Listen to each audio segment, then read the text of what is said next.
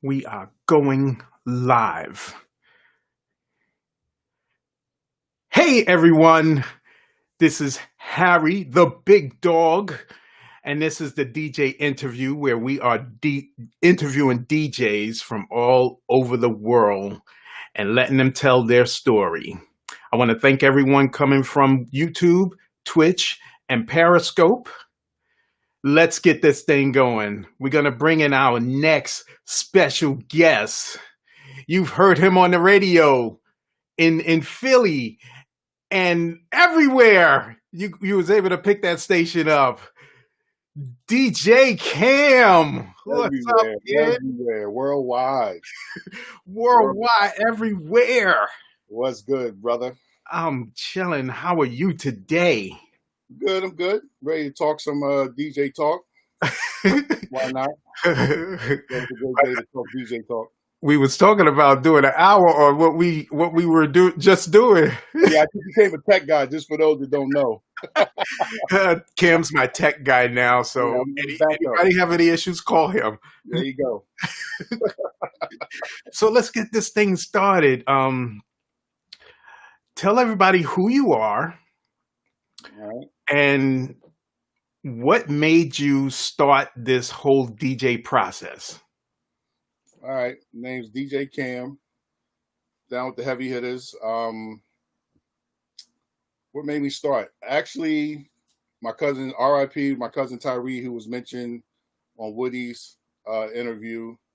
My cousin Tyree DJ'd and rapped. He was like a Lovebug Starsky type, RIP Lovebug Starsky. He was into the hip hop. He kind of brought it in the house, and I heard it. Didn't quite know what it was. It was on the cassette tapes. This was before Rapper's Delight. Fell in love with it. Actual group I heard was Grandmaster Flash, Furious 5.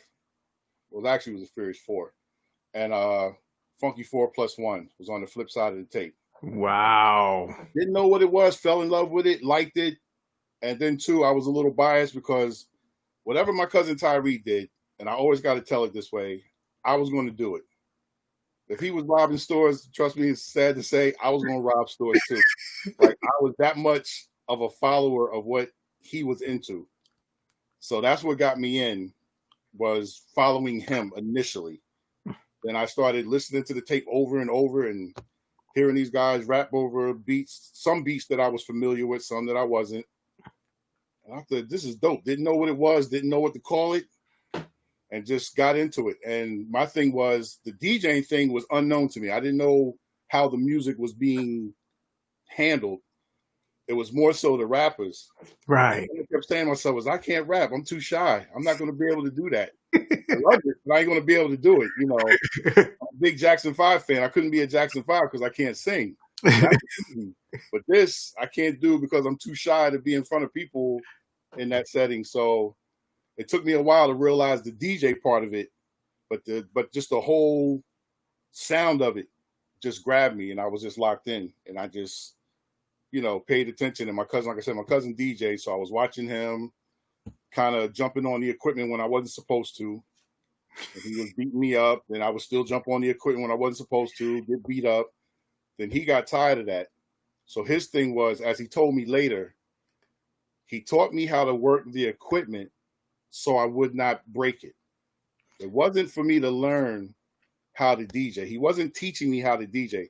He was teaching me how to work his equipment so I wouldn't tear it up, because it was very obvious that I wasn't going to not, jump on the equipment. Him beating me up wasn't enough. So that's why he taught me initially. Wasn't for me to be, the son of Money T Tyree. It was about, I don't need Kam to break my equipment. So right. He won't tear it up. And that's kind of the initial how I got in, and I've been running with it ever since. And this is going back to like late 79, early 80. How old were you when you first? 12 when I got exposed to it. When I started putting my hands on the turntables at the age of 13, did my first party at the age of 14. Wow.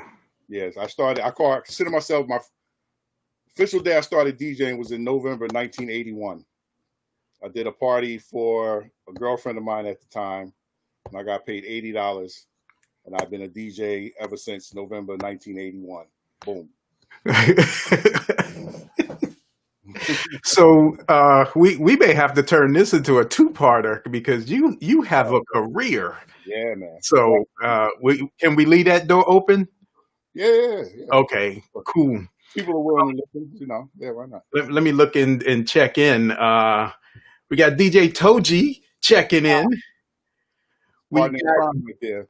the international DJ Tommy Lee. International. We got Ron the Supreme checking in. Nice. Free Agent We Radio. got DJ Howie D checking in. Hey, Howie D.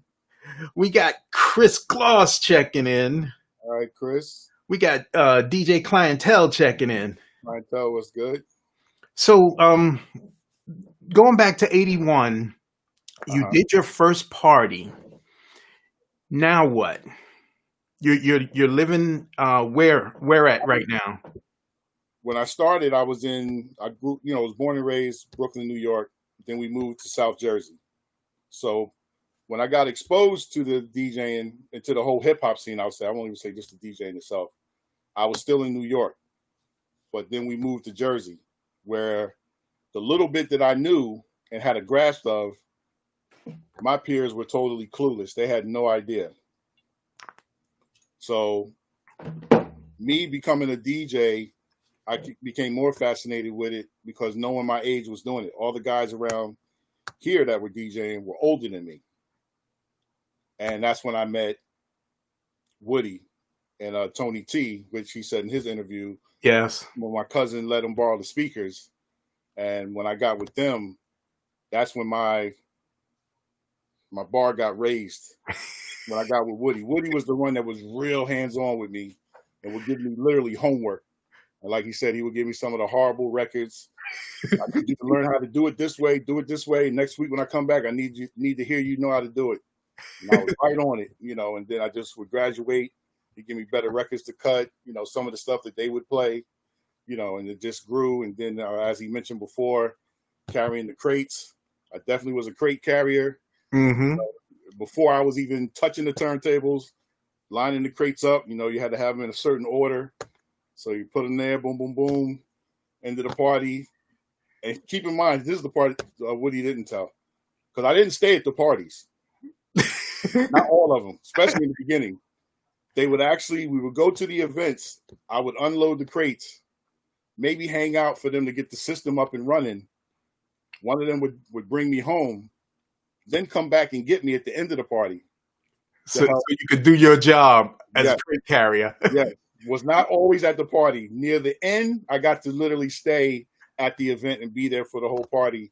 And that's when they would give me like about a 5-minute set where I would get to play literally while they were doing sound check and things like that. So, okay. But for me, that was mind blowing. I'm doing sound check, playing for 5 minutes at a club that none of my peers could go to. I had no business there other than being with them. Come Monday, I'm telling everybody, I was at Moonbase. It was a popular club in our area. Everybody was bugging out. Mind you, I was only on the wheels for 5 minutes, but after I told the story, it was like I was on for 55 minutes, So that was the intro. We got Monique, your sister, checking in. Oh, DJ CJ is on. Okay. Oh man, you got a full house tonight. Oh, no, why not? Why not? So when did you end up staying the whole party? When you got a little older, or like going into like 80, late 82, 83-ish by then, because by that time I started doing my little parties. My parties were small compared to theirs. So I was doing my little house parties, and in the area I grew up in, Willingboro, New Jersey, right? A lot of people had house parties, so the parents would take all the furniture out the living room.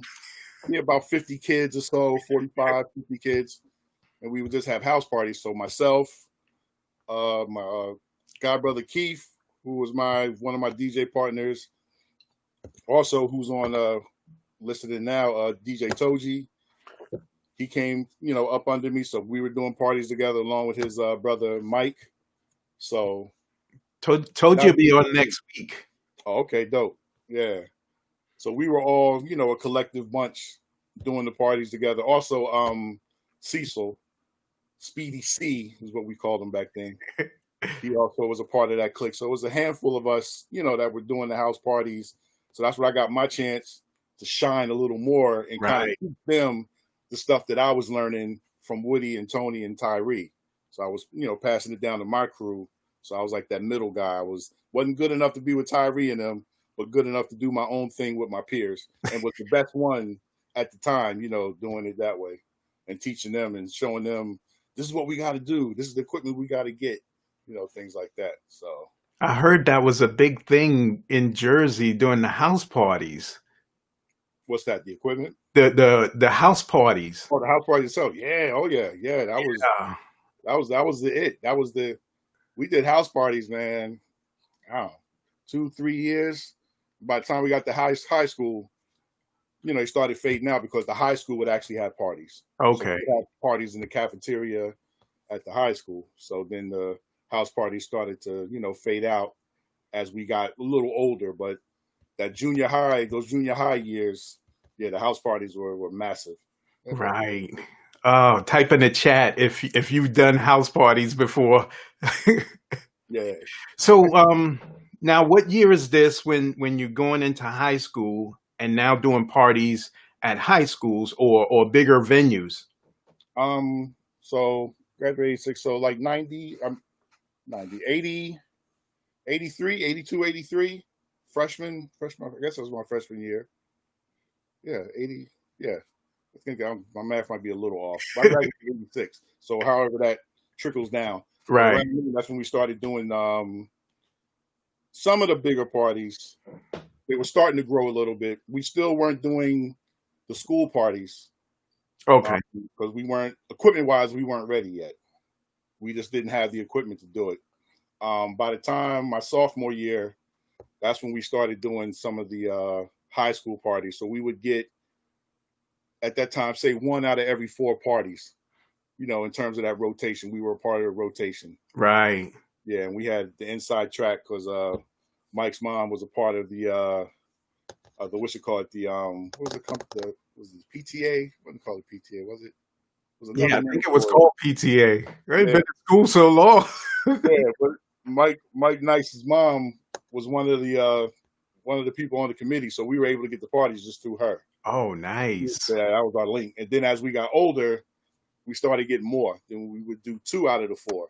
Then we ended up getting 3 out of the 4. And then it got to the point by my junior year, senior year, we was just doing all of them. We had them all on lock until I got out. And then Toji graduated a year after me.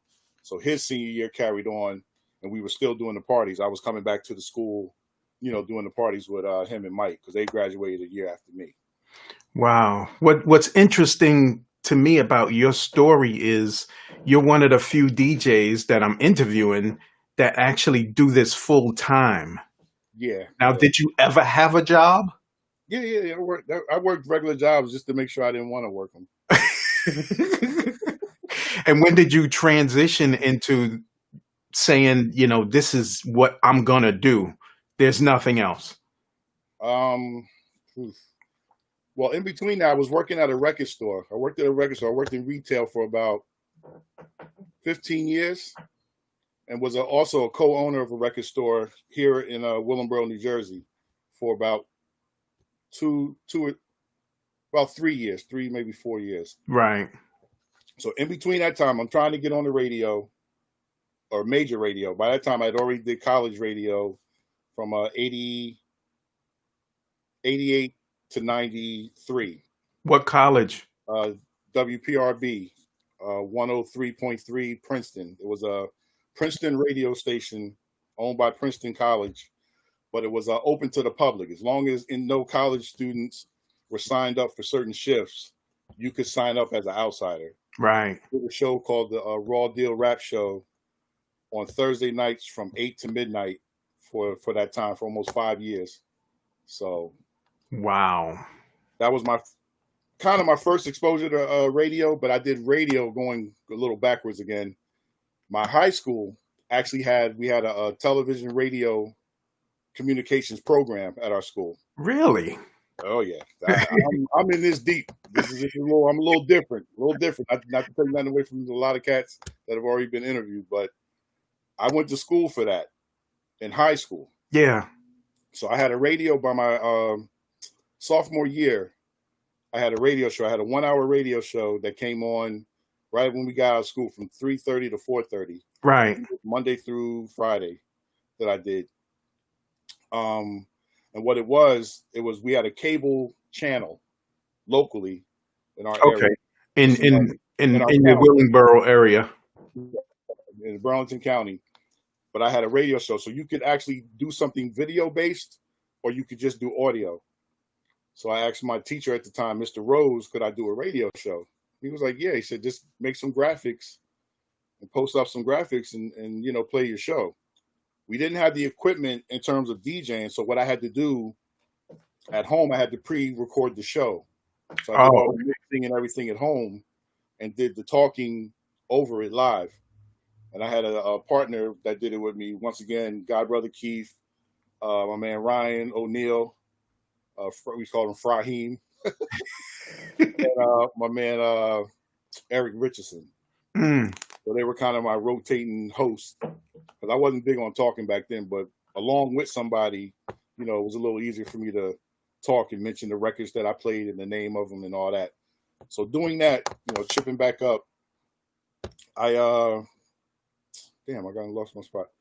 The transition. So I'm doing being at the record store, trying to get on major radio. There was a new station that came into Philadelphia. Radio One have got a station in Philadelphia, which is owned by Kathy Hughes, Black owned. So I was trying to get on the radio. And at that time, I had probably the best job that I'd ever had in my life, right, from a financial. I was like, I don't want to do this. I want to do the DJing full time.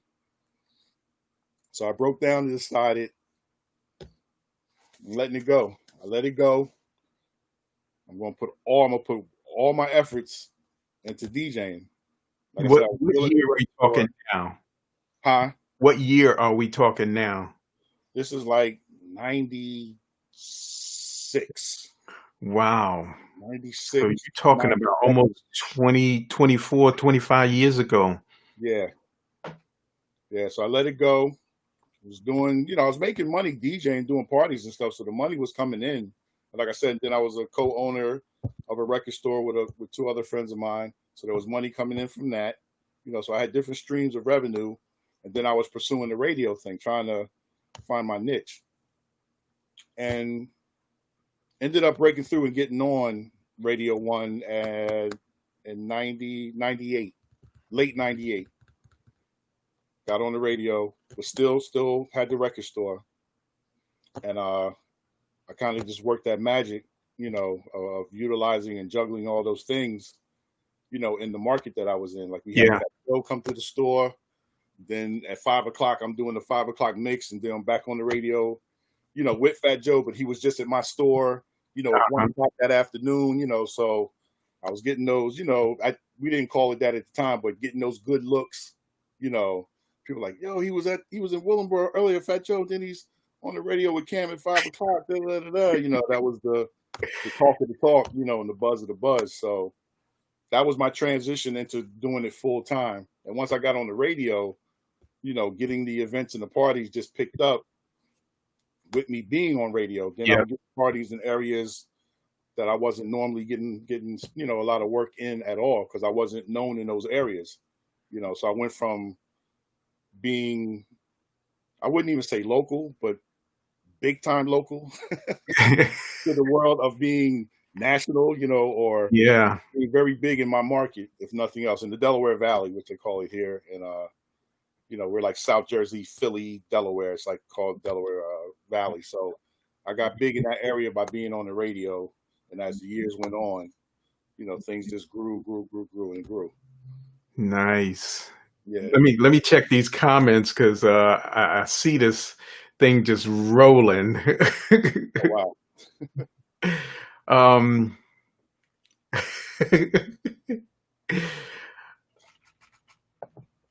you got DJ Woody checking in. Oh, Woody, mentor. There he is.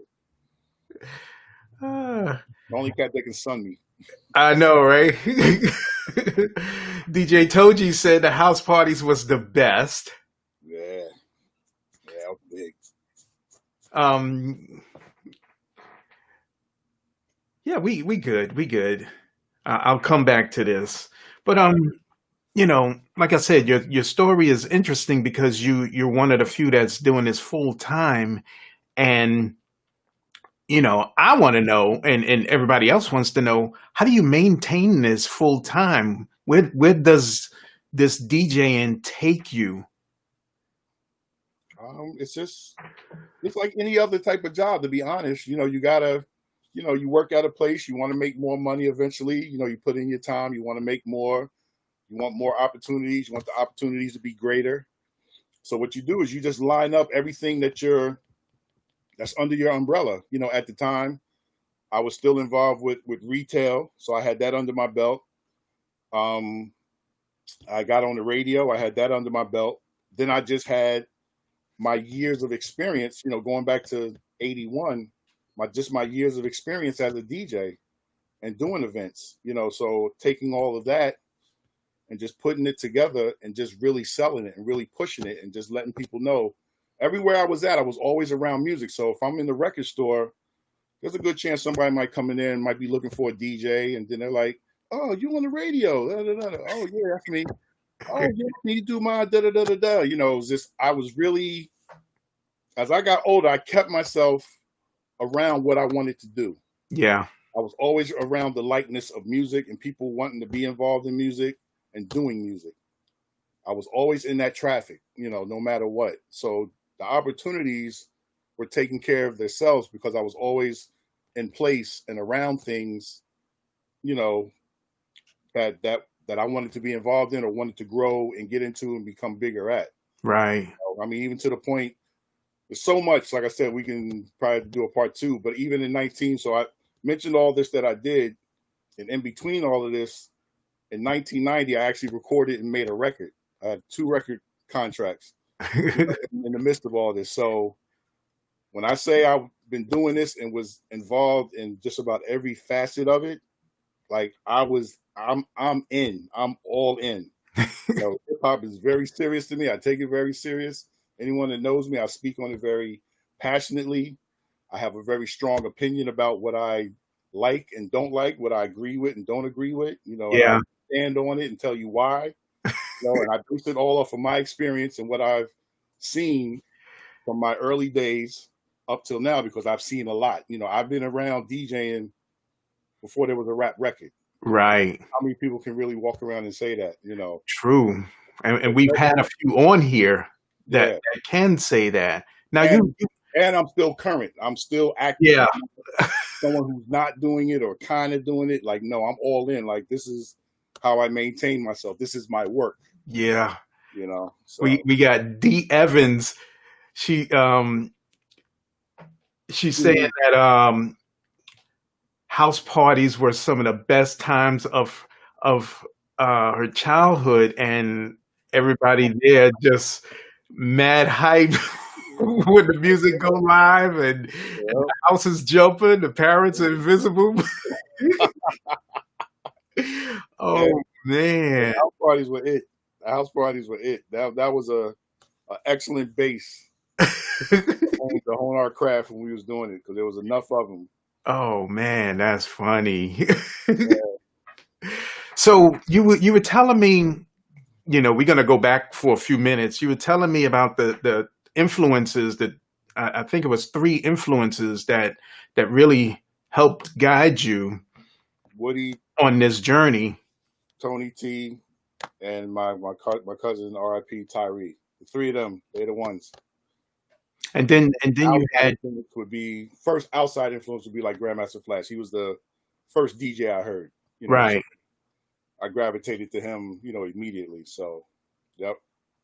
You were also telling me about a couple of groups that helped you, that kind of influenced you. The Jackson Oh, Five. oh yeah. Well, as far as music, I've always been a fan of music. So even before this whole DJing thing, so if we say erase 1978 and go back, I was collecting and buying records when I was 7 or 8 years old. I have Jackson 5 albums that I bought, 45s. The first 12-inch I ever bought was Chic Dance Dance Dance and Ah, Heat Waves. you remember? Oh yeah, well the first two records because they called them Giant 45s back then. They weren't even called 12 inches. They were called Giant 45s. Those that weren't an album, but the size of an album. Right. You know what I'm saying? Yeah. So yeah, always been a fan of music. And Jackson 5 is my base. And I just always been a fan of music. And then come 78, 79, this thing called hip hop came into play, and I grabbed onto that, and it just took my love of music even further to the point that I was actually able to participate. I didn't see myself being able to participate necessarily with me being a fan of the Jacksons. Going back to, like I said, I wasn't a singer. So I didn't know, I was just going to be a fan, at that point. But the hip hop thing actually allowed me to get involved and participate with the music and not just be a fan. So I became a fan / someone who was participating with the music. Along the way, what artists or DJs have you worked with? Because you said you were an artist too, but what Yeah. other artists and other DJs maybe came to your radio station or? Everybody, though. I can't even get into naming everybody, like real talk. And being on radio in Philly, it's a big market. Yeah. Everybody was coming through. And even before that, I have to correct myself. When we were on radio in Princeton and PRB, we had a massive show. Our show was, for those that might live in New York and remember Stretch and Bobbito. Yeah. Our show was it was really based off of them. We knew those guys, me and G, who did the show, the Raw Deal Rap Show. Our show was really catered off of what they were doing. We were actually on the same day that they were on. And when we signed off is when they went on the air. They went on at 1 a.m. We signed off at 12 o'clock. Okay. And we had guest upon guest during that reign of 88 to 93. Any artist that was worth anything had came through that station. We interviewed. I'm talking, we were the first to play Wu-Tang down in this area. Everybody from the Juice Crew, EPMD, as far as the DJs coming from a radio side, Red Alert came to Philly. Shout outs to Tap Money, Cash Money, Jazzy Jeff, actually Funk Flex, just about any and everybody. I've been around a lot of cats because, like I said, I kept myself around this music. Right. Me becoming moving a little forward, meeting Enough and becoming a heavy hitter. Once again, that put me in a whole nother realm. I was already doing my thing here in Philadelphia, but when I got with Enough, that kind of put me in that pocket with a lot of the DJs in the city. So, I'm meeting Envies and the DJ Clues. Yeah. Guys like that, the Doo-Wops, the Tony Touches, So, yeah, but I've pretty much been around just about everybody. Man. Shout out to Khaled. Khaled's another cool cat that I know very well. Knew Khaled before anybody knew him nationally when he was just a mix show DJ like myself in Miami. Yep. Man. I know you got a career. So have you traveled out of the States? Yeah, I've been just the islands. I haven't been abroad, like overseas or anything. Okay. Puerto Rico, Dominican Republic, Jamaica, Bahamas, Cancun. That's about Yep. DJ CJ said his Giant 45 was Open Sesame, Cooler the Gang. DJ Woody said his was Open Sesame and Brick House. There you go. Giant 45. That's what it's called. Somebody's mentioning the Fresh Fest in Philly at the Spectrum. Was there. Growing up. Me and told you was there. I wasn't even a Run DMC fan at the time. Until after the concert, anyway. After the concert, I got turned out. I was done. I know that. Oh wow! So moving forward, we're around the 98 time frame. I believe we left off. Okay. What are you doing then from 98 up until say you started going digital? I'm not sure. We'll get into that when you turned digital. Mhm. But what were you doing? You were still doing the radios, or Yeah. Still doing the radio, just grinding that out. the same station? Yeah, I was with Radio One. We had so many name changes. That's why I just say Radio One. Within the 10 years, I worked. I put it to you like this: I worked for Radio One on my first go around for 10 years, and I had 8 different program directors during my 10-year run that never got let go, never got fired. Needless to say what that says about skill set. Yeah. So, but then I had a second run, which I'm currently with Radio One now, and I've been back with them for, I think November will be 6 years back with them. Is that what they're called now? Radio One? No, right now it's the station I'm on is WRNB. Okay. 103.9. And that's in New Jersey or Philly? Philadelphia. Okay. Yep, Philly. Nice. So let's talk about this transition, because you're vinyl. You know, yeah. I've been in your room vinyl before, so I see your collection. Yeah. Shout out to Woody. Yeah, shout out to Woody. Same thing. This is a mirror effect. Got a couple, maybe a few records less than what he got. Oh. DJ CJ said, whatever happened to house parties? Did they just like fade away? Now they called barbecues. It's like they're done in the backyard now. DJ So Lovely's checking in. She's asking what's the key to longevity? Work, grinding, the love for it. You got to treat it like a job. No nonsense. Minimum favors. Make sure you're getting something out of it. If it's not working for you, it don't work. You're the first. You're number one. What a lot of people tend to do with the DJing, and I'm just going to speak on DJing, just isolating it. Yes. Cats try to use the love as a reason to not do certain things or backpedal. No, you can love it and still gain from it. You know, you don't have to surrender to just be a part of something. You know, you got to stand for something. And when people kind of know where you at with certain things, you know, you're not going to get them calls. No one's going to call DJ Kam for no free party. They know better. It's just not going to happen. Now, it's not going to happen. Now, if I'm willing to give up my time and do something, that's something that I have to put on the table. But it's not something that's just going to, you know, organically come to me, because I don't give that off in terms of that's not what I'm in this for. That's like somebody telling you one day, well, I know you work at so-and-so. I wonder if you could come in and work 3 days for free. You wouldn't do it at a regular job, so why am I going to do it with me DJing? That's the difference. This is your job. About what I do. This is my job. Yeah. I'm not taking days off, not at the hands of somebody else. That's my call to make. You know, so once again, no nonsense. It's just got to be very serious about it, and all that over negotiating. And when I say that, meaning doing something to over benefit someone else when it doesn't benefit you that much. Right. That's not how things work. You don't go to a job and make sure that they good, and then you kind of make sure you're okay. That's not how that works. Mm-hmm. You like to at least make sure that you're comfortable with the situation going in. That's why you show up at someone's job, because you're comfortable with it. And if you don't like it, that's when you search and try to find another job. Right. I have the same mentality with the DJing.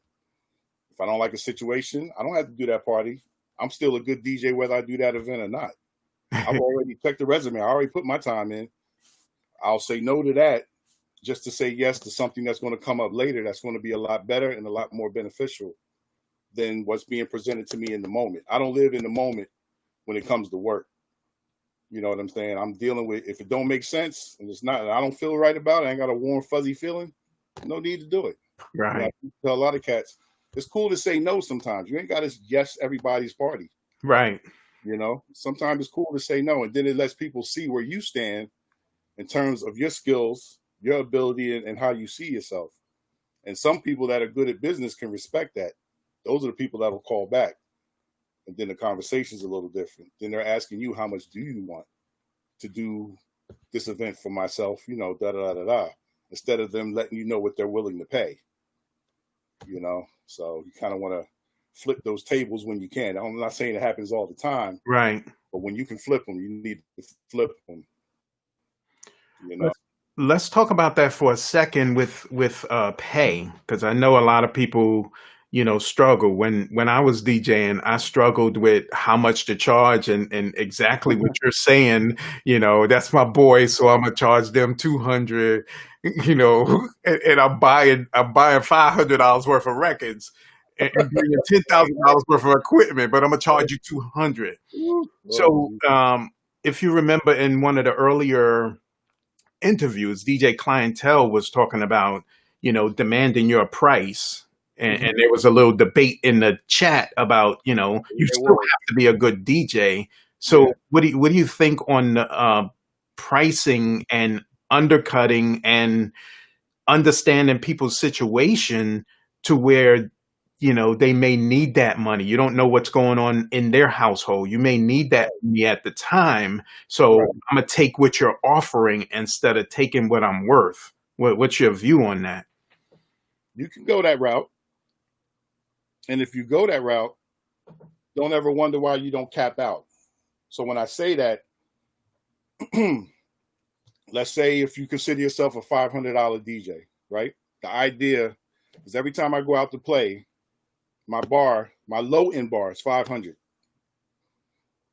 Now, let's say if you go ahead and break that down and break it down to 300, right? You know, because like you said, your times is hard or whatever. You're chipping away at your own situation. Your worth is getting cut down because you're dealing with smaller situations. Sometimes, like I said before, I'm gonna say it again. It might sound weird, but I'm saying this being self-employed and doing this. Sometimes it's cool to say no to the lower money. That lower money ain't good money because it's going to end up staying there. Next thing you know, you're going to have a whole line of $300 parties. A $500 bar that you set doesn't even exist anymore. You're trying to get back to it. Yeah. You understand what I'm saying? It's not the low now. You're trying to get back to it. So what does that say moving forward? That means you just took a lot of steps backwards just to satisfy a couple of bills per se or what have you.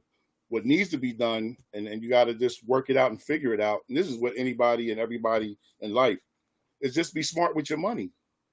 The smarter you are with your money, or better yet, smarter with your business. Right. Smarter with your business. It's easy to tell somebody that's shooting you low numbers. You can tell them no. Nah, I'm cool. I got another 30 days to pay that bill. I'll let it go to 60 days versus the 30 day that I need to pay it. Right. Because I know something else is going to come up. And once again, depending on what my bar is, it'll cover that amount that I need. And some it should, you know, technically.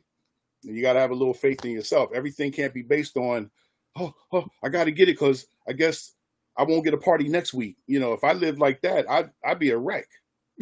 You know what I'm saying? Like, you can't predict like that. You know, sometimes it comes when it comes how it comes. Right. But if you're good at what you do, the work, it'll present itself. It'll take care of itself. It sounds weird and it sounds a little maybe fantasy-ish. I don't know, but it will, if you're really doing what you're doing and putting in the real work and around the right people, and the right people are seeing you and you're building your brand, they'll see it and they'll acknowledge it, and you'll get the call just when you think you wouldn't, you know, or when you reach out to that person, hey, I'm glad you reached out to me. I got something going on the blah, blah, blah. Are you available? Can you do it? You know Right. what I mean? Versus just taking every crumb that falls. Yeah. Because now you're caught up on the crumbs. You ain't looking up. You're looking down at the ground.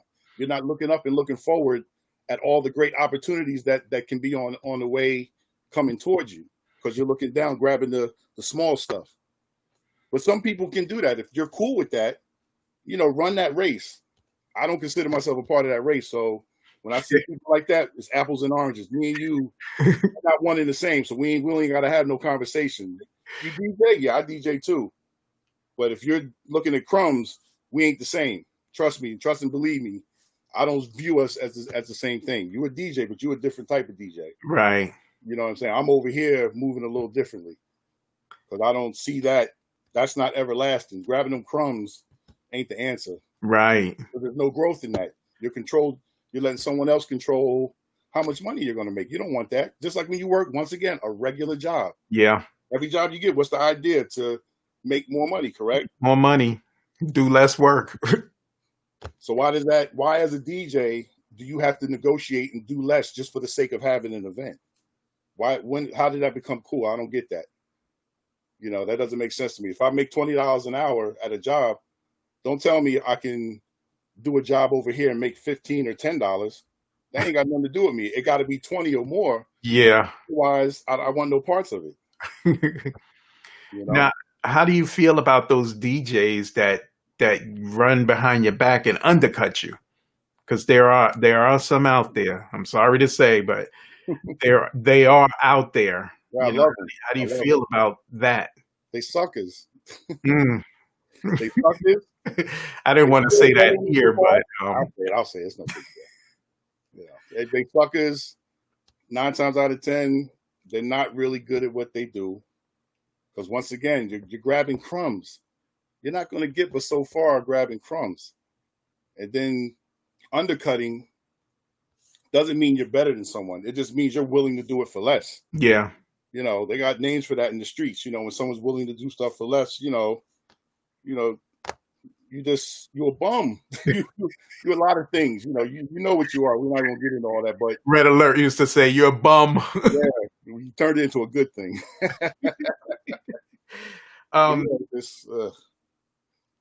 DJ Clientele is saying the average person will take $3K for a venue, then want to pay the DJ $200.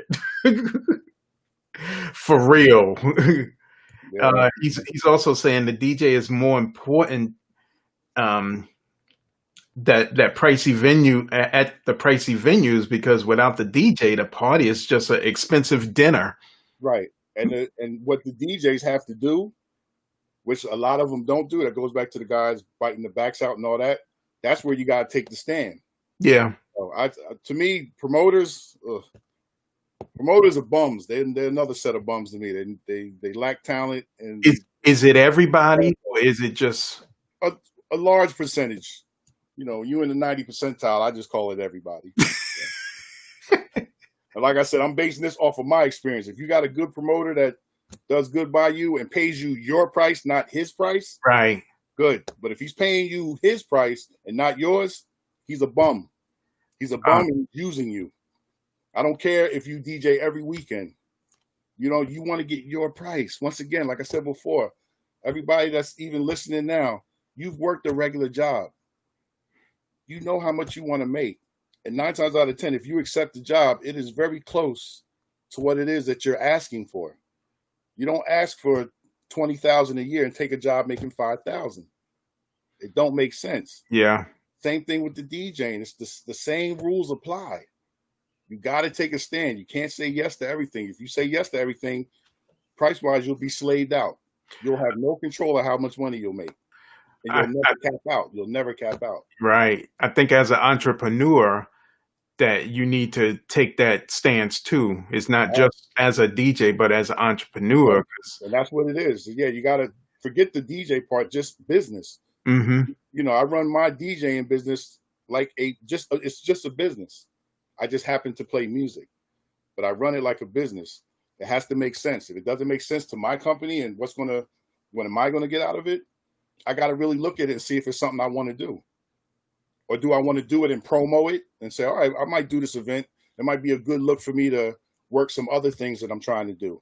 you know, I have an internet radio station, so I might look at it and say, you know what, this will be a great event to do because there's going to be 1,000 people there that know nothing about my radio station. Right. I'm gonna go ahead and do this event and take it on the chin, but I know what I'm getting out of it personally Yeah. because I have another agenda that has nothing to do with the DJing. You know what I'm saying? So sometimes, Longer term. yeah, it's just smart moves. I might not get to see these 1,000 people ever again, but if I do get to see them, I can use this as a form of promotion to promote something else that I'm doing other than just the DJing alone. Right. Just got to balance it and make it make sense. You can't just do it, because my cell phone bill is due and I need that quick 200. Oh man, it's horrible. That means you're doing something wrong with your finances where you need to tighten that up, which has nothing to do with the DJing and none of that. Yeah. How you handling that? You need to be bringing in more than what you got to pay out. Yeah. You just got to figure that out so that you can never in those positions that have to make those bad calls. And I'm not saying that it doesn't happen or there's times your money's tight, but after a while, you got to know the flow how your money comes in. You cannot not them all the time. Exactly. Yeah, definitely. So, all right. So moving right along. All right. We're getting into the early 2000s now. Okay. We almost at an hour, so we may cut it off there, or we may go a little longer. We're still analog after an hour. It still ain't took everything. We gonna do a 2-hour one. So getting into your early 2000s, where are you? Still doing radio. By this time, I graduated, and for those that might be familiar with, I started doing Music Choice, which was a channel on what was that? What was it on? Damn, I'm saying. Well, it was on various cable networks. I was DJing on that Music Choice, and I also got on XM satellite radio. Okay. Within the first year of its existence, I was the third DJ hired at XM Radio. Wow. How did you manage that? Just because of your name was floating around like that? Being in the mix of everything, ear hustling. I heard somebody talking about some type of satellite thing going on, and they referred it to radio, but it was like cable television, but radio. Right. And I was intrigued just by that because that meant the rules weren't as tight as what I was dealing with FM radio. So I said, what is that? What are you talking about? And then they kind of explained. I knew about XM radio maybe 6 months before it launched. Right. So, but it took me about a year and a half to get on, just working the lines and finding out who was there, who was the point person. By this time I'm using a lot of different record reps, a lot of my relationships with them, to try to creep my way into that situation. And then utilizing the fact that I'm on Philly radio, which was the number 6 market at that time. So that's a major thing. I was on top 10 radio, top 10 market.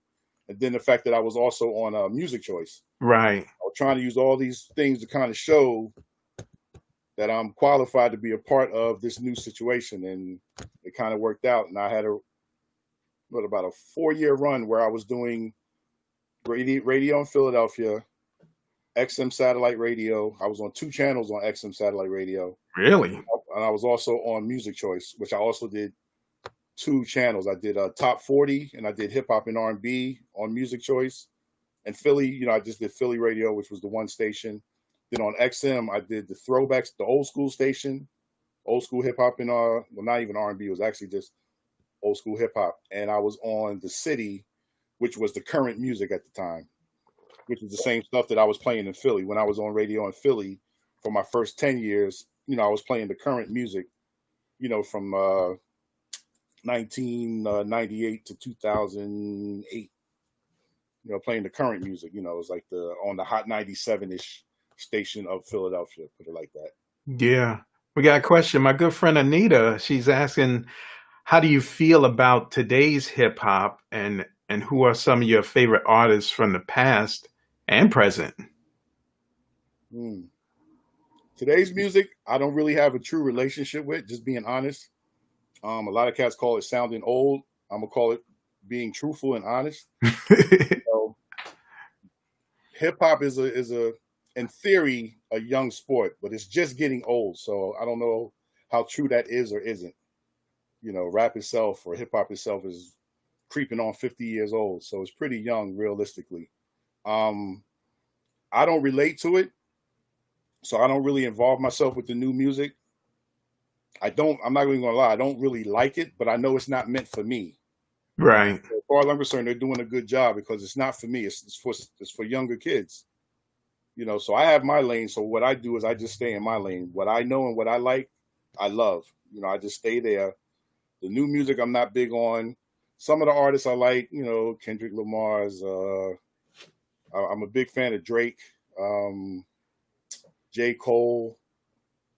I like a lot of the guys who sound more of the purists. They're more of the MCs. I'm not into the trap and all that stuff. So as far as the new stuff, it's real touch and go. It's real touch and go for me. But as far as the older stuff, anything from the 80s, 70s, 90s, I'm pretty much all in. Right. Yeah. So we got DJ CJ. He's asking, who's your all-time favorite DJ? Joseph Sadler, aka Grandmaster Flash. Nice. Yeah. And why? Because he was the first cat that I ever heard DJ. He was the first one I ever heard do any of that. And he was doing it very well, especially after listening to that tape in 78 and then maybe totally understanding it, saying like 82 and saying he was doing that in 78. You know what I'm saying? Like, damn, like, yo, that dude was very advanced, so, and then finding out how involved he was in creating, the backspin and a lot of the stuff that we do, the cue, being able to hear Yeah. the headphones. He created the cue system, even though mixers didn't have it at the time. Like, mind blowing. You know what I'm saying? Like, so that's my guy. I can't even front. I've been meeting him a couple of times too. I hear you. Let me look at some of more of the questions.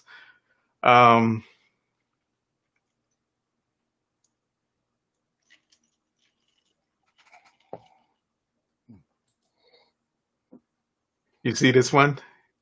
What's that? Seen Cam sweating at parties, putting work in like he was running a full court just to see people rocking. You're damn right. That's right. No suits here. No puffing your fist, no suits, and no pushing buttons, baby. You put in that work. I know that. Put in that table work. Oh man, so we at the early 2000s. I'm assuming this is the start. Oh wait, sorry. Huh? I realized that was DeMerle. I said DeMerle, you're hilarious. I'm assuming this is getting into the start of your transition from vinyl to digital, and I always tell people that there's nothing like, look at this. Look at that. There's nothing like these things, these pieces of vinyl. These are unopened vinyl. Look at that. Unopened. Unopened sticker wrapper on it. Look at that. And then the covers we used to have. I mean, can you do this on a CD? On an MP3? On an MP3? I mean the I'm at you. Don't even play with you. Yo, that's a soundtrack. They used to actually make songs to go with the movie. Yeah. So that's why I love vinyl, but I do understand you're getting old. Your knees are probably older than you. Your shoulders hurt. Your back hurts from carrying all them crates. And now you're looking at this Serato Virtual DJ record box, and anybody else a little differently now. Mm-hmm. When was your actual transition to? And I think you're a Serato user, right? Yeah, Serato. Yeah. When was your transition into going digital or starting to go digital? I don't know the year. It was kind of in the first wave. But I'm gonna be real honest. I wasn't for it. Shout out to Jay Ski. He had before the Serato, there was a thing called Final Scratch, Okay. and he was using that at the station. And Final Scratch wasn't good. It was not a good representation of this thing going digital. So it kind of built my argument even stronger. And he would come on after me. I did a show called The Midnight Run, and he would come on after me and do his show, and I would hang out for a little bit, especially when he started bringing the digital thing in. Because I'm Right. curious, even though I'm anti, but I'm still curious. Sometimes it would act up, sometimes it'd be all right. It was just, nothing to Jay Ski that it was his fault. Right. Software wasn't Serato. It wasn't up to par yet. They were kind of the first out there, out the gate. I don't know what company made it, but it wasn't up to par. And then I remember he got Serato, and then he was telling me the Serato's a little more solid. And he started using it. Now I'm just naming guys that I was on the radio with in Philly. Jay Ski made the transition. DJ Touchstone made the transition. Bent Rock had made the transition. I'm still holding out. I'm coming to my 2-hour party. I'm Still holding on to your vinyl, bro. I'm a vinyl. It's all good. I had a cart that I used when I used to go to the station. Roll it in, roll it out. It wasn't a big deal. Yeah. I'm got a little bit of size with me. I'm not a carry weights lifting type of dude, but rolling in 2 crates is not a big deal to me. I can handle it. So I just kept doing it. And I was fighting it, fighting it, fighting it, fighting it. And then I just really realized I had this real long sit down with Bent Rock. I said, yeah, I got to do it, as much as I hated it. So I went on and did it. Was cool with it, but the initial. What year was this? I'm trying to remember. I don't know. In the early 2000s, mid? Well, put it like this. I got the first Serato box. So I know I wasn't too far behind. I got the Serato 1 box. But I don't know the year. What was it? SL1? SL1. Yeah. So whatever pocket that is, that's around the time I made the transition. But I'll joke and say I was the last one. So, if there was 3,000 DJs that made the transition, I was 2,999. I was in no rush, but when I made the switch, I made the switch. So. Right. D Evans, hashtag Brown Sugar, said, when you first fell in love with hip hop and why? I think you answered that a little bit a while ago. And do you still love her? Her meaning hip hop. Yeah, hip hop. Yeah, still love hip hop. Don't confuse it with rap music. And when I say it, I mean the culture, the whole thing, not just the DJing aspect of it, right? Record making aspect of it. Still in love with it. I guess I fell in love with it. I kind of already answered it. 78, hearing Grandmaster Flash and the Furious 4, and on the flip side, the Funky 4+1, and just not knowing what it was at the time, but I definitely had a strong like to it, and it definitely turned into love, and it's still love. Now the Furious 4. It was originally 4 of them? It was originally 3. It was Grandmaster Flash Furious 3, which was Cowboy, Melly Mel, and Kid Creole. Then Mr. Ness, aka Scorpio, joined the group. Mm-hmm. And the last member to join the group was actually a member from the Funky 4+1, was Raheem. Okay. He had left the Funky 4+1 to join the Furious 5. You know your hip hop, kid. I lived in New York and didn't know that. Hey. Talk to me. Don't talk to me. Like I said, I live this. I don't play with it. I don't dance around it. I'm all in it. In. For real. So now, you're going digital now. How long was the transition process? Because we've heard different amounts of years: 2 years, 5 years, 9 months. How long was your actual transition before you felt comfortable enough to be like, okay, records, you guys got to stay home today? After getting the Serato, I think it took me about 6 months. 6, maybe 7 months. Solid months. Yeah, because I would still come out with 2 crates and then it would dwindle down to a crate in a bag. Then when I was figuring out, sometime when it would act up, when I kind of got a feel for what it was, I was like, okay, it's not going to go out on me all night. Right. So I'll just bring a house set and a reggae set. So then I got to the point where I would just bring a bag of records, because I said, whatever the problem is, I know I can solve it within the time of me doing these 2 sets on the vinyl if I had to. Right. And this was as I was getting familiar with why I was having issues. With what I was bringing was dwindling down. And then I just one day got to the point where I invested all this money. I need to trust it. I said, it's not going to be good by me if I don't trust it. Right. And I just did away with everything. Just said it got to work. I spent all this money on a laptop that I barely knew how to work because I wasn't no computer guy. You're the tech guy now, though. I'm the tech guy now, but back then I wasn't. Oh, DJ Woody, he said, do you remember how you turned him on to Serato at a party at the Correction Officers Club? Yes, I do. Tell that story. I can tell it better than him, too. Yeah, I left him. I literally left him. I showed him what to do. He said he got it.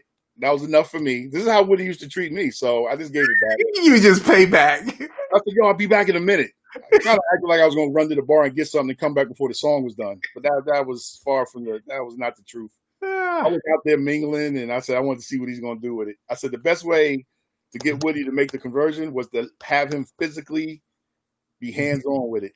And what better than a party? Because he came with records to that party. Right. I brought the Serato. I left him. He figured it out. I came back. And he was like, yeah, this is not that bad. This is not that bad. I said, the biggest thing with this is just converting the records. I said, that part is hell. But other than that, the functioning of this is beautiful. So, yeah, that's how he got turned on.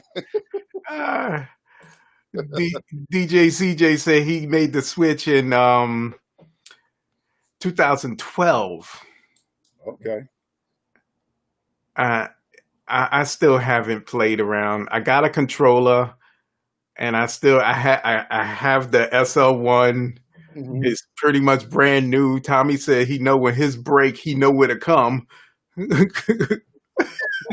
to get one. But let me see if there's any questions over here.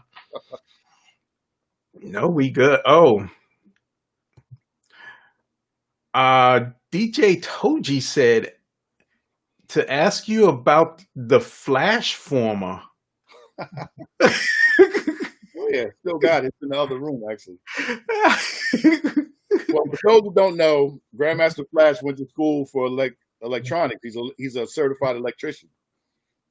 So at the time, Transform and Scratch had came out. It was a very popular form of scratching, which was pretty much created by the cats here in the Philadelphia area.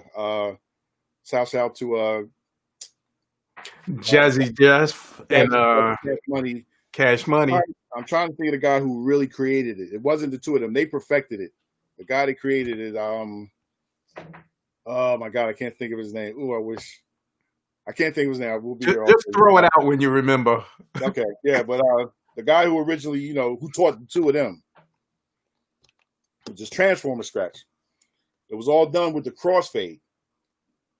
But for a lot of cats, they couldn't manipulate the crossfader like that. It was the skill set had to be up to par. Yeah. Flash obviously figured out a way to do it where you wouldn't have to use the fader. You would use click buttons and click the sound off and on. Oh. I was going to get it just because Flash invented it. That, so I got it, and cats fell in love with it and wanted to use it, and I used it for a handful of parties just for the sake of it. And I actually used it a little bit during the time when I told you I would recorded an independent album. Right. I used it on some of the scratches that I did, just used it just to kind of enhance, some of the scratches and stuff. But yeah, definitely had to get that and support that. Shout out to Grandmaster Flash. DJ Woody said first rap record on the streets was King Tim III. beat rappers. It beat rappers delight by a week. But everybody knew Rappers Delight, like Rappers Delight. Yeah, not King Tim. Yeah. D. Evans said, "Hip hop versus rap music. Are there still are their lines still parallel with old school DJs and new school DJing?" Right. That's how to answer that. Do I understand the question? Hip hop versus rap. Are the lines parallel? The old school DJs, the new school. Oh, okay. Is it? I kind of see what she's saying. Yeah, it's kind of yeah. I could It's kind of that because it's the new school cats aren't doing all the necessary. I'm gonna say necessary because I'm just gonna say it. Necessary homework. It's kind of a nowadays. A lot of the DJs that are newer that are getting into it, it's a little bit of a cheat sheet. Some do, manually. They can do it now by hitting a button. So a lot of the techniques that we took the time to learn how to do on the turntables now can be performed on a controller with the push of a button. Right. Or with the fact of it being digital, things can lock in a lot quicker than if you're doing things in an analog type of setting. Good or bad, I don't know. I don't know if we want to start that back and forth, but I'm always down for the battle because I'm old school. So Roger that. Always up for the battle. KRS-One all day. Now, to give credit to some of the newer school, we had DJ B Folks out of South Carolina, and he's been studying. We have DJ So Lovely. She's in the game about 4 or 5 years, and she's been studying. I saw her interview too. She's actually looking to do vinyl. She was born on a controller, but she's actually looking to step back and do vinyl and finding it a little difficult. Did you find it difficult coming from vinyl, going to a controller type thing? Because now you have to add the computer and dragging records, and it's no longer manual. I don't use the controller. I'm not a fan of the controller. Okay. Don't want one. Don't desire one. Will never buy one. I still use the 1200s with the Serato. Okay. And that was a lot of reasons why I was cool with doing the transition because the turntable was still in effect. I'm a turntable guy. I'm going with the turntables to the end. I don't have a problem with carrying them. I hear a lot of cats say, the stuff's too heavy, blah, blah, blah, blah, blah. I come from the days of coffins and fake bins. For real. A turntable, nothing. Please, at the end of the day, you needed 2 people to carry the coffin. Yeah, so it's nothing to move that stuff to me. It's not a big deal. You get a hand truck, stack it all on there. You roll it into the event. You roll it back in, put it in your car, keep it moving. It's not that deep. So that to me is not an excuse, to use other type of equipment. I did invest in CDJs though. I won't front on that. But I did that because so many clubs had CDJs. Right. I'm kind of forced to learn how to utilize them because at one point it seemed like that was about to be the new it, But what do you think happened to it? They came up with the controller, something a little more simpler, the one piece, And then the other thing, I'm not a fan of the controller based on the fact of it being one big piece. So you got 3 elements. You got the right side, the mixer, the left side. Same thing when you have the turntables in the mixer, right? You got an isolated turntable, isolated mixer, isolated turntable. If something goes wrong in that controller, your whole thing is gone. The whole thing's broke. Nothing works. The whole unit itself is pretty much useless. Where when you have the pieces separate, if one thing is interrupted, it's just the one thing. That can be repaired and dealt with, and it doesn't affect the other 2 pieces. Right. And I'm speaking of this like from a business sense. Like, I don't want to have to go buy a whole new controller where if a turntable acts up, I just get the turntable repaired. It doesn't affect my mixer, and it doesn't affect my other turntable. You know what I'm saying? Like, to me, like just looking at it, it just doesn't look smart to me. It's just like, to me, I'm like, as soon as something goes wrong with that, the whole thing's hit. Right. to get all three pieces all over again. That just doesn't make sense to me, coming from the concept of having three isolated pieces. You know, one thing acts up, you take care of that, but it doesn't affect the other two. Right. You know, so once again, just me just being that cat that digs very deep from a business standpoint, and from my business of DJing, it's going to be a lot easier to get that one turntable fixed than for me to have to buy, in theory, a whole nother controller. Correct. And how many controllers am I going to go buy if I have, you know, that amount of problems? Like, am I going to go buy 3 different controllers in, say, 5 years? Every time Right. something breaks down, like that's monotonous. That's crazy, you know. So I'm not a fan of it due to that, and just due to the fact of the functionalities of it. I'm a purist. I come from turntables, so I'm gonna stay turntables. You're gonna stay that way. So As I have a hand truck, I can get it to where I need it to be. yeah. In saying all of this, what's your backup plan? I know we had Lady D Wells on here, DJ Lady D Wells, and she was like, I got like six computers, and and a couple of them are backups.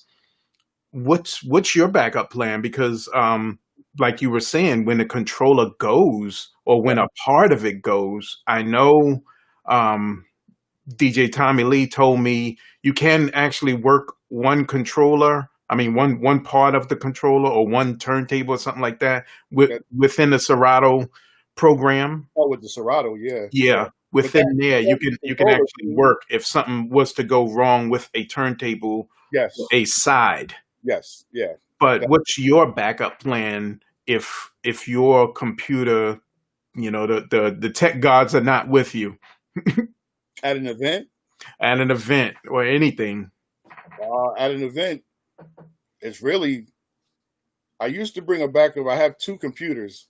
I used to bring the backup computer, but then I got to the point that I don't bring it anymore. And in terms of a backup for that, I'm not even going to front. I really don't have a backup. I just put the trust in getting through those 4 hours or that 2-hour set that I'm doing, based on me, just keeping up with the maintenance of my equipment. Once again, no one else. I don't share my equipment. I don't let anyone else use it. Definitely. I have a computer that's just for the clubs. So that's what that's for. I have another computer that's here that I do to do all my mix shows for all my radio work that I do, that stays in the house, never leaves the house.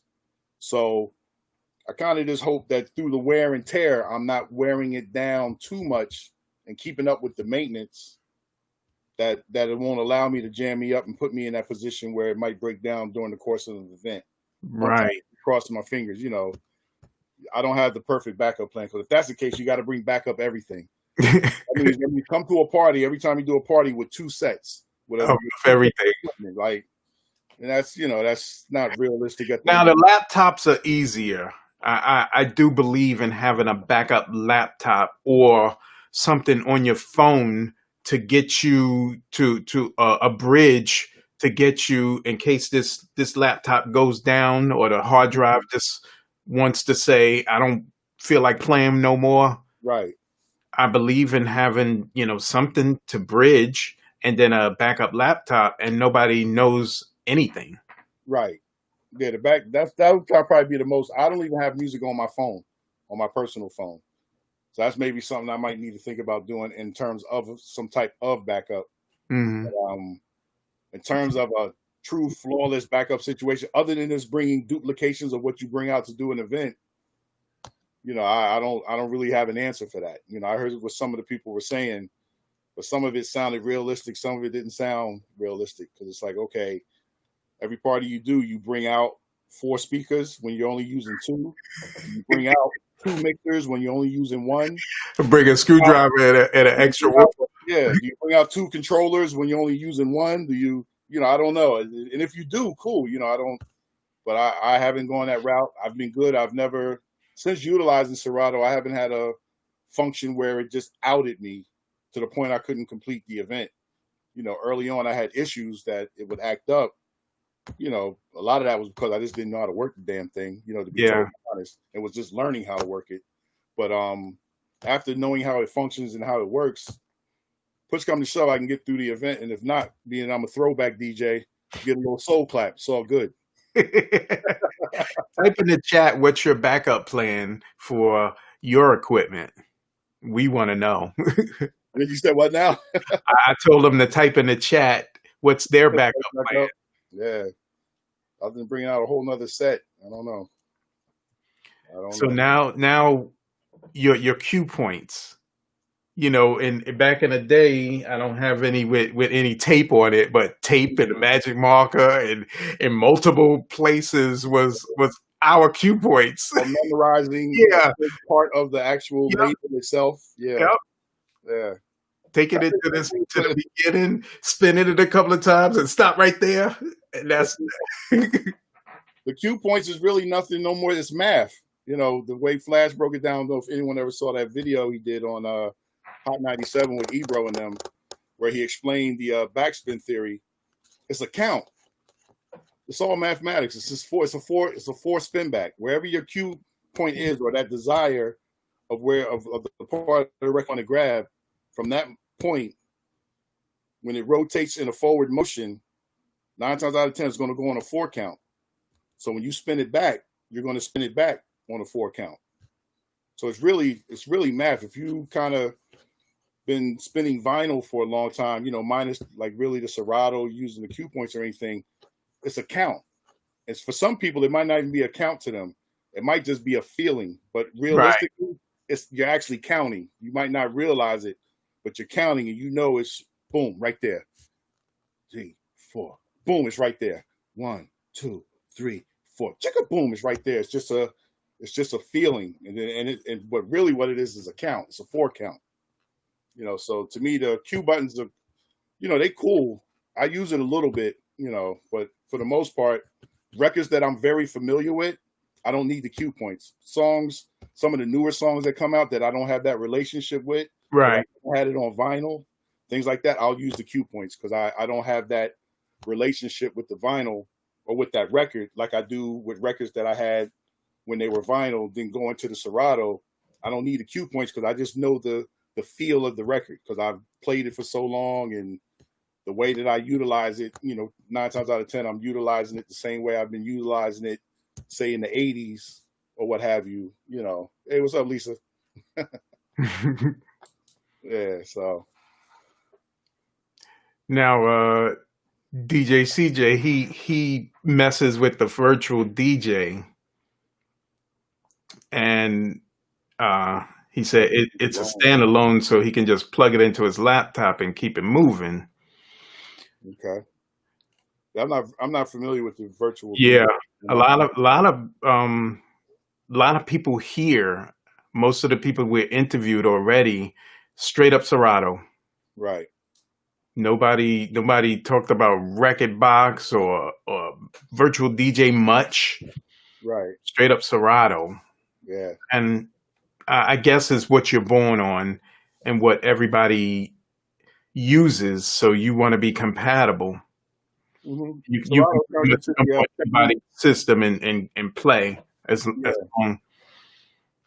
Yeah. Serato turned into the Technique 1200 in a sense. As far as the software, you know, that's the constant. That's the go-to, you know. So moving up to, is there anything in between that time in your DJ career and the free agent radio era, where you were either on the radio more, or basically you were doing the same thing? On the radio, just grinding it out, just building up the years, you know, doing this craft and doing the radio side, you know, almost up to 20 years on the radio. I think I'm at like 19 years on the radio. Yeah. Just grinding out the radio. XM had slowed up because they had got bought out by Sirius. Sirius, yep. But I got new life with Sirius because the Heavy Hitters, we have a show on Sirius. But unfortunately, we have like over like 60-something DJs, you know, in our crew, and we rotate. Wow. So we only get on like maybe once a year, so it's kind of crazy. So sometimes I don't even acknowledge it, but I figure I bring it up for the sake of bringing it up since you asked what's in the middle of everything. But that's current. That's something that kind of came back. And in the midst of that, going 8 years back, actually August 24th, yeah, going 8 years back, we started Free Agent Radio. So I've been doing that, started my own internet radio station. I have three partners, no longer partners. They all kind of drifted away. So I'm the sole owner now of Free Agent Radio, but we've been up for 8 years and just have my own radio station, run it, program director, owner. I'm on air, I do mixes, I do an on-air show shift. And it gives me the freedom to do radio the way I see fit. So what made you start this radio station? Um, Was it something lacking that you needed to fill? It was a gap you needed to fill. the prison of FM radio, the limitations, the playlist, the concept of radio telling you what a hit record is. Mm. People are big on hit records. People are big on records that feel good, that sound good, good music, not a hit. A hit doesn't deem something to be good. It just means it's very popular for a very short time. Carry on after that, some do and some don't. You know, there's a lot of hit records that were big on the radio, say 5 years ago, but now you don't even hear about them. You don't even hear them anymore. So was it really a hit, or was it a hit in that moment? You know, so me doing the station, I kind of was able to do things the way I see fit. So the station's more about just playing good music. It's not about a hit record. It's about a record that just feels good, whether it's a song from 5 years ago, 10 years ago, 20 years ago, or 20 minutes ago. Right. It's about playing what sounds good, and that kind of gave me peace of mind from the radio thing, because the FM thing can, be very frustrating at times if you allow it, and then sometimes it's just frustrating when this playlist is of 200 songs, and we're talking about playing throwbacks from the 90s. 200 songs is not a representation of 10 years of music. For real. That's probably like 2 months. Yeah. So, with me having Free Agent and working, doing the internet thing, it allows me the freedom to do things the way I see fit. The radio station is a reflection of me and how I see music and Right. how I see it to be able to present it to the public. And then the same thing goes, with the on-air talent that I bring. I will allow them to be them. We have rules, but the focus is for you to still be you. So when I have the DJs come on, the biggest thing I might tell them, these are the years that we play inside of. As far as what to play, long as there's no curses, if it makes sense to you, play it. Right. I want you to explore and give our audience, the music that you think is good. It might be some songs that I missed. It might be some songs on an album that I didn't pay a lot of attention to. And in your mind, these songs on this particular album by this artist are great. So I'm going to put them in my mix. Now you're exposing, the listener to other music, unfamiliar music that they might end up liking, so I like that freedom, which goes into the free agent part, is just not creating limitations. We allow you to explore, just like a player, when they're a free agent, they always talk about how they're going to every different team and seeing what they have to offer. Right. Kind of what we're doing. We're just putting it out there. If it's something you like, grab onto it. If it's not your taste, that's fine too, Now, did you have those limitations even with the satellite radio? No, satellite was pretty open. XM at its peak, everything was good over there. Same thing with Music Choice. There was a lot of freedom there. It's just those both ran their course. Right. So, I had the two of them, and then I still had the FM radio. But when the two went away, then I'm back to the FM radio and the bit of the restrictions, and that the wall started getting tight. So the internet thing came along, which was a blessing. The whole concept of having your own radio station. I mean, for me, being somebody who's been involved with radio since the 80s, yeah, mind blowing. To be able to have my own radio station, hell yeah! How much it costs? I ain't got to buy a tower. You know what I'm saying? I ain't got to get a FM frequency, which costs about I 10 get million a dollars. frequency. Come on, I'm all in. Like like I said, we've been up and running for 8 years now. Come August. Now August. you don't deal with the FCC and any of them peoples, Well, the internet doesn't at all, technically. right? So me, no, but I do pay the royalties, which is something I kind of joke about with people complaining about with the Facebook and the Instagram Live, which was never built for you to play music on. It was just for us to do what we're doing now, is just to conversate. They cut the cats off because they don't pay the royalties out, Mm-hmm. the published music. Yeah. But what I do, being that I am a member of ASCAP, so I am a writer and active as that. So it just makes sense, to pay out the royalties. So everybody's music that gets played on my platform, the royalties get paid out. So in terms of my station, the concept of getting shut down or shut off doesn't exist. I pay out the royalties just like an FM station does. It's based on your listening audience. Yeah. So that's how you pay the fees. Everybody's intimidated because they think you're going to pay this astronomical amount for those fees, but you pay it based on your listening audience. As your audience grows, the fees go up. So say when we started paying them out 5 years ago, what it was 5 years ago and what it is now has increased because our audience has gotten bigger at the station. Right. Our listeners. Yeah. Yep. So Radio 101. Wow. Giving this out for free. I know.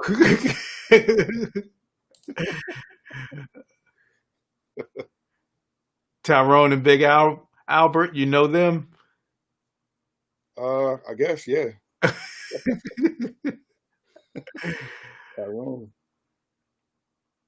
Walt Baby Love.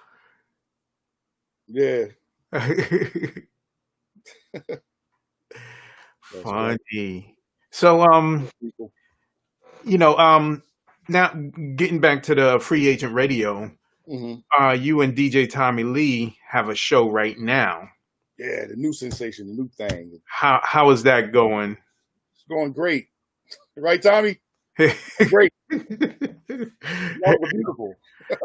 Tommy, you're getting shouted out, so make sure you put something in there. So how did this come about? With the quarantine happening, I don't know who brought it up first. I don't know if it was me or Tommy, so I don't want to take credit for what I didn't do. But I just know we had a conversation about the quarantine and the Fridays and Saturday nights. People aren't going out. They can't go anywhere. They're trapped. And I was like, I know everybody's on Facebook Live and Instagram doing whatever they're doing, which is cool, but half of them are getting cut off within 15, 20 minutes and all that. That has to be irritating at some point as well to the viewers. Yeah. So I was like, we should do something on Free Agent, because I don't really, at the time, I haven't been doing anything on Friday and Saturday nights on a late night. I really deal with the programming. Most of our content really deals during the morning, say from 7 o'clock to like around 8 o'clock. Okay. Monday through Saturday. But after 8 o'clock, it's pretty much just automation and, it's just playing selected songs. You're talking 7 a.m. to 7 p.m. 7 p.m. Yeah, Monday through Saturday. Or 8 p.m. Yeah. So it was like, why don't we just do something live? And I was explaining to him with the program that I use, we can each go live at our locations. He's in Harlem in New York. I'm here in South Jersey. I said, we can do a show together and just bounce back and forth and do an event. First, I said, let's do, an hour to an hour. And Tommy was like, no, he said, we should do a half an hour because the transitions would be, a lot more faster, which would make the show seem a little more high paced. I was like, all right, let's do it. So I set the clock up. We actually started, I think we're like 6 or 7 weeks in, that we've been doing it. We've been getting every week.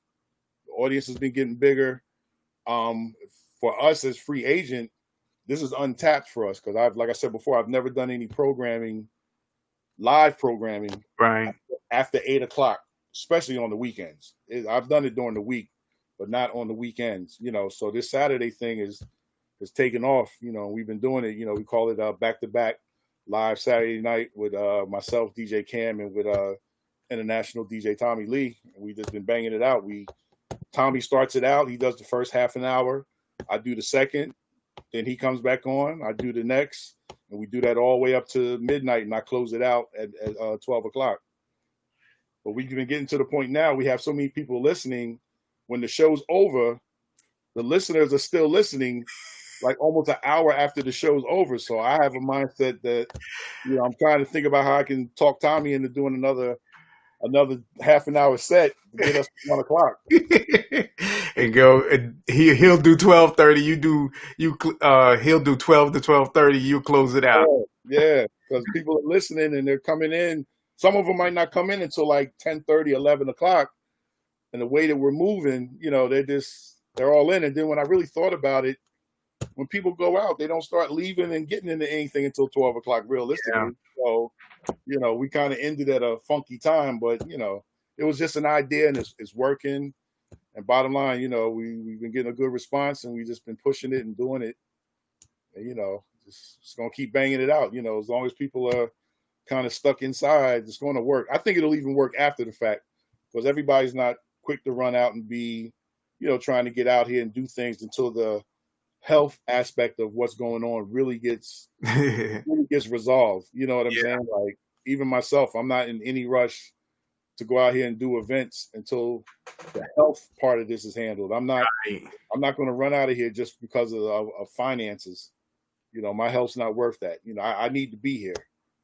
I got 2 boys to raise, so I'm not going to run out and risk doing a party and knowing that this is out there and be, and what we do, we're around a lot of people. So that's definitely not the place to be. It'd be different if it was a isolated thing, but that's not the case in terms of our type of work.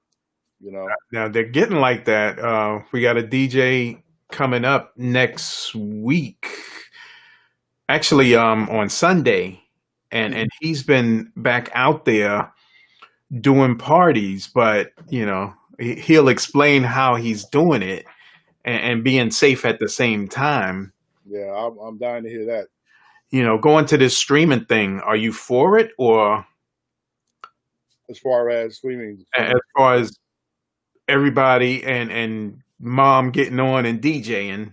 Oh, well, I just look at, and once again, I'm a cat that owns a internet radio station. So I look at the Facebook. It's a poor man's way of doing it, But like I said before, that's not what it was really set up for, and it shows when it gets cut off and things like that because you're cheating the artist. Once again, being a cat that's really into this culture and someone who has published music, I don't want no DJ playing my music and I can't be compensated for it. Right. On the platform where it should be, So I'm not a fan of it.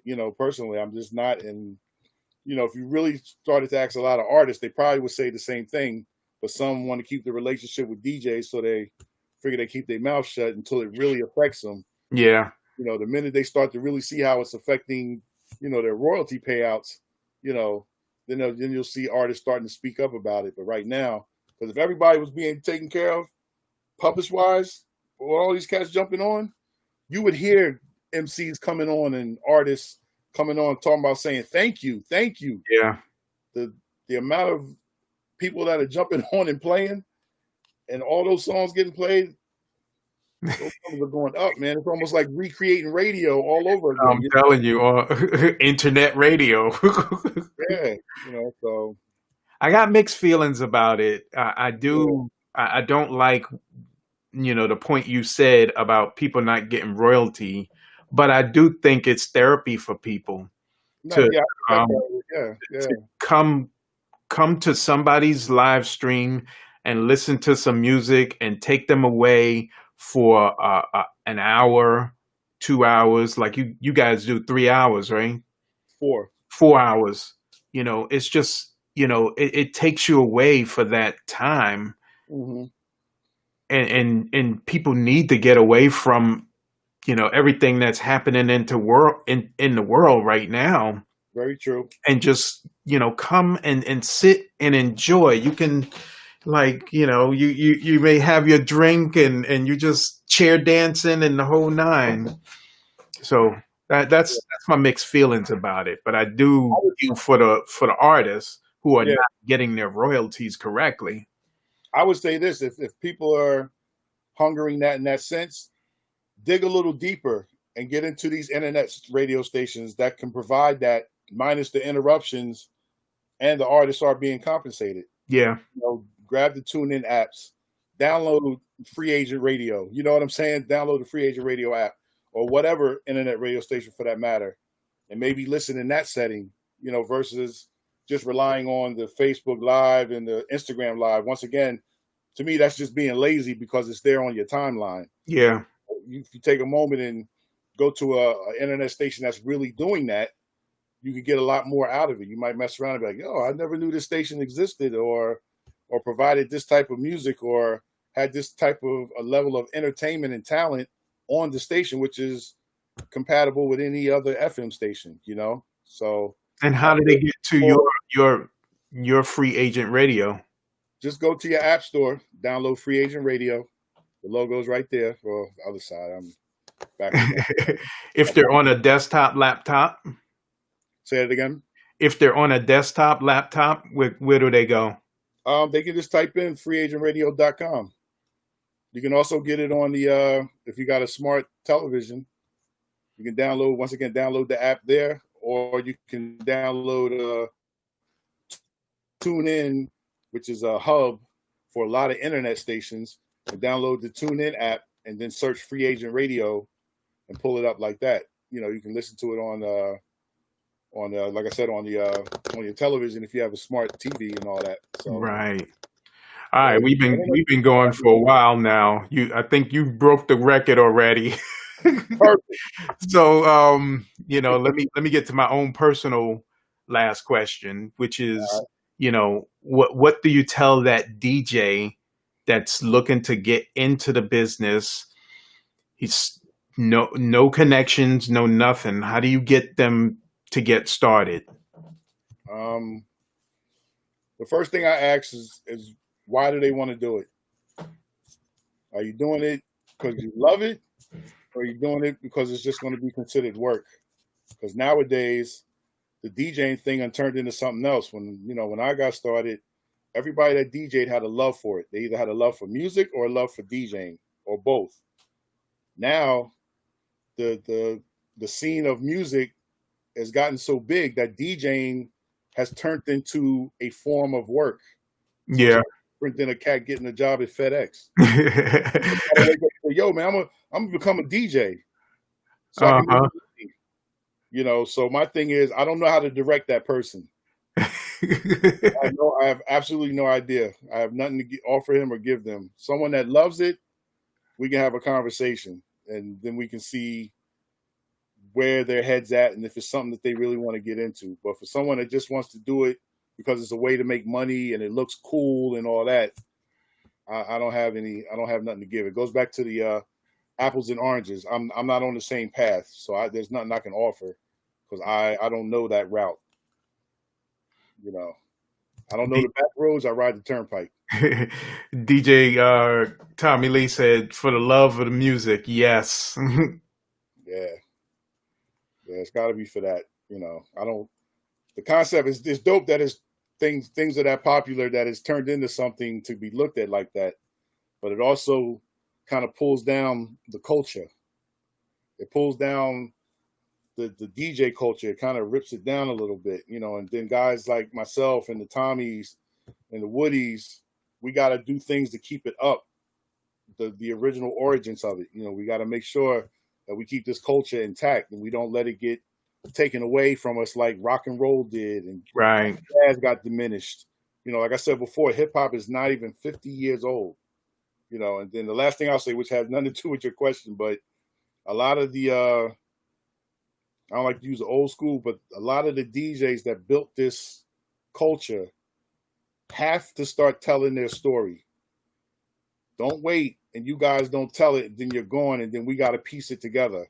You guys are here. Our history is alive. Tell it. Tell the stories. Most history can't be told because those people are no longer here to tell it. Yep. You guys are still here. Stop arguing. Stop bitching. Stop complaining about the new cats because it ain't even about them.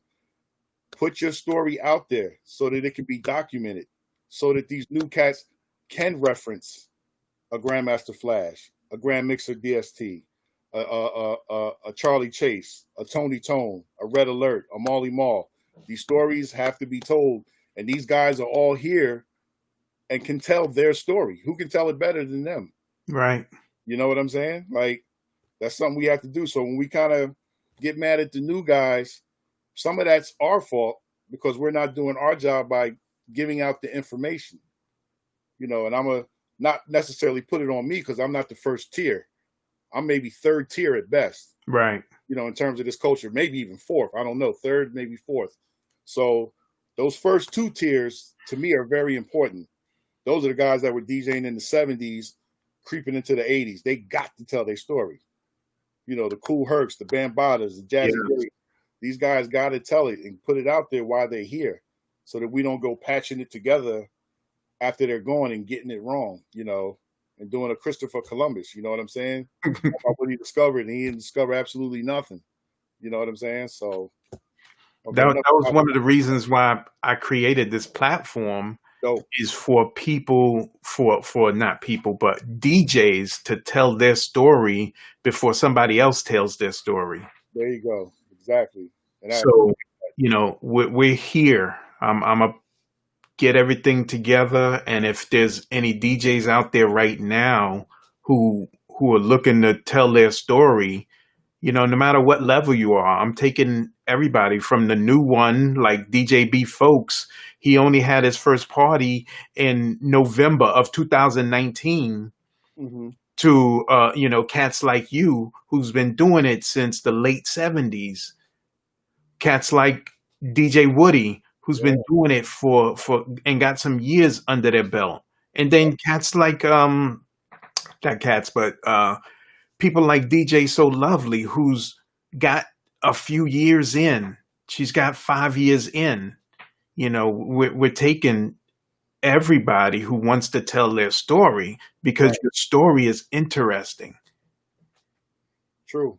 Everybody, you know, I've been doing this interview thing. What's today's date? The 17th. This is number 17 now. Right. I'm going to June 30th. I'm doing 30 of these interviews, and this is to kickstart this and get people's story out. I mean, how many people have you told this story to? And now how many people is exposed to your story? Right. And look at DJ Kam in a different way. Looks at DJ international DJ Tommy Lee. Look at him a different way. Right. Your DJ fames. Look at your DJ clienteles. And it's because they were on here and told their story. Right. Yeah.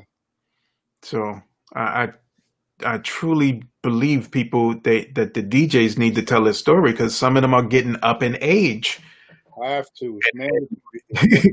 You know, my memory ain't the greatest, and I'm in my 50s. There you go. Imagine when you get in your 60s, 70s, and you think you remember.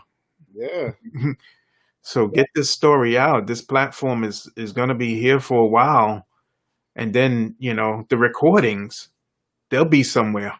Right. That's what I'm saying is get that information out. And then it gives the younger guys something to look at or quote unquote study from, or, you know, get an idea of what this cat brought to the table or what he did or why did they mention this dude so much? You know, because some cats, you know, they're too young to know what you've done. What's the big deal about Grandmaster Flash? Well, it's a lot. You know what I'm saying? Those headphones you're using, wasn't for him. I don't know if you'd be using them. I don't know. Right. Maybe somebody else would have came along and figured it out, but he was the guy that did. So you got to give the credit where the credit's due. So it's like give people their props. Like that. Yeah, exactly. So. Man, all right. Sorry, enough soapbox, you know. We gonna wrap this. We gonna wrap this up. I think you set the record already. Nice. So, you know, thank you, DJ Kam, for educating everybody and you know telling your story of your journey. I know there's a few more parts to it. Yeah, it's you know, when we come back, we'll talk about a couple of years, even, but we only met last year in the summertime. Right. Yep. and you were doing things, and you've expressed that you were doing them for years. So next time we come back, we'll talk about that. Maybe I'll bring you and Tommy on. That way we can talk about the free agent radio too, Right. and how that's going and progressing and everything. Maybe somebody wants to get their own radio station. Yeah. Or better yet, I'll even put it out there. Any of the cats on the platform that are looking to do internet radio, hit me up. I have not a problem with putting cats on. Just ask you to be committed. If you can do a weekly show, a 1 hour show, all clean, all clean music. Because Yeah. we get played in barbershops. A couple of companies and businesses play the station during the day, during the work hours. So, everything has to be clean. But if they're interested and want to get a shot at doing some radio, I have a door open for that. Right. So just hit me up. Let me know. Hit me up on social media at DJ Kam 609, Instagram or Twitter. Make it happen.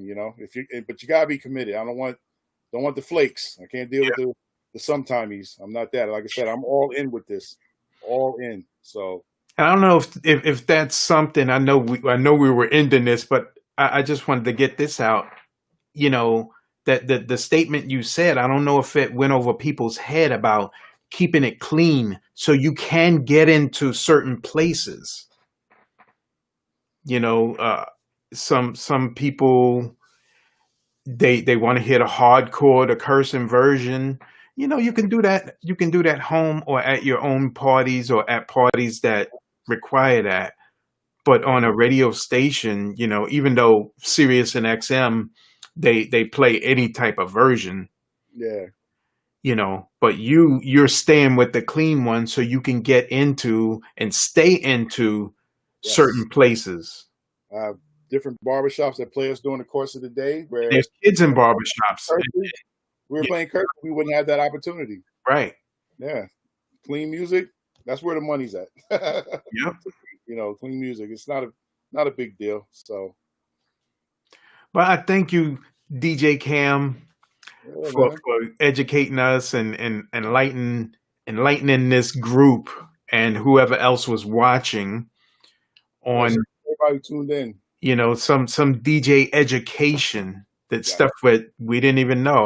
Like I said, I didn't know about Grandmaster Flash of the Furious 4 or the Furious 3. And I lived in New York. So I had no idea. So thank you, bro. And we will see you soon. Hopefully when the planet opens back up and everybody be ready to travel. Until then, listen to the free agent radio. Right. Kam goes on at 5:00 every day. Yeah, I'm on Monday through Friday, 10 to 1. And that's AM, 10 a.m. to 1 p.m. And then I'm back on doing the 5 o'clock. And then Saturdays with me and Tommy from 8 to midnight every Saturday. So yeah, definitely download that free agent radio app. Yeah, take a listen. I'll definitely leave links in the description to everywhere that we talked about. Yeah, appreciate it. I do thank you, sir. Thank you, brother. No problem. And we will catch up soon. All right, I'm out of here. Peace. All right. Well, knocking down another DJ interview starring me, the big dog. We had DJ Kam tonight. And we got some good guests coming up in the next few days. We got DJ Shorty Love coming up tomorrow, which is Thursday, the 18th. So stay tuned. We'll see you tomorrow, 8 o'clock.